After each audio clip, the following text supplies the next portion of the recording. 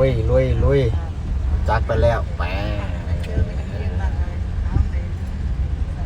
เลิกมึงเลยเอานั่นแหละ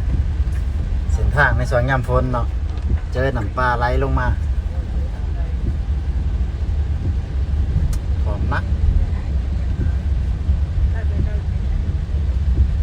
อันนี้แมน